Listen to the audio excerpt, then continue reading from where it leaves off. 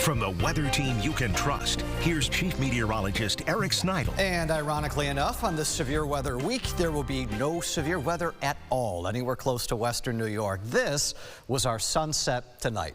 Now look, there's nothing special about this sunset. It's pretty, I'll give you that, but we've had a lot that have looked like this. Why am I leading my weathercast here?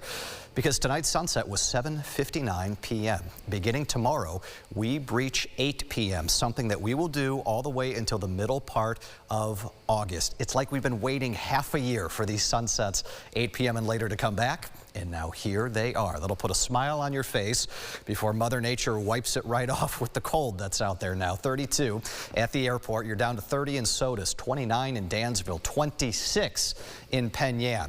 This time of year, the lake on a night like tonight can actually have a little bit of a moderating effect.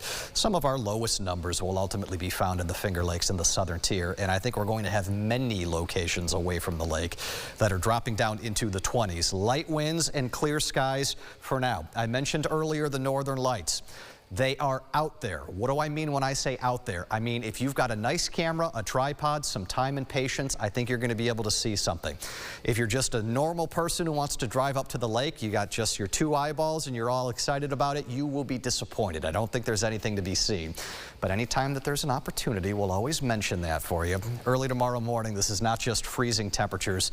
Look, we got a lot of us that are in the 20s already. We're going to spend that all the way through sunrise. This is hard freeze territory. For gardeners who have that green thumb that's been burning, you know, hey, let's go do this now. You're probably paying the price for that. Climatologically, this is probably not our last freeze, and we may have to wait until May to be able to get our last freeze out the window here. As we go throughout the course of the day tomorrow, it'll be a bit cloudier all in, but there will be breaks for some partial sun. I mentioned we have about a 20% rain chance. That's tomorrow. There's probably another day or two this week where there could be a spotty shower. That's all we've got. This is otherwise remarkably quiet. Highs tomorrow in the 50s. On Wednesday, we'll see what we could do about getting to 60 degrees.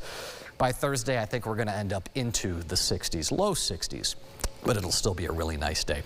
Into Wednesday, too, a little something just to watch out of this. We've had some really big numbers with bird migration, and the flow on Wednesday is about as good as it gets. Right now, early advertisements, some of the bigger numbers are still yet to come. The forecast calls for over a 250 million, with a B, birds set to take flight.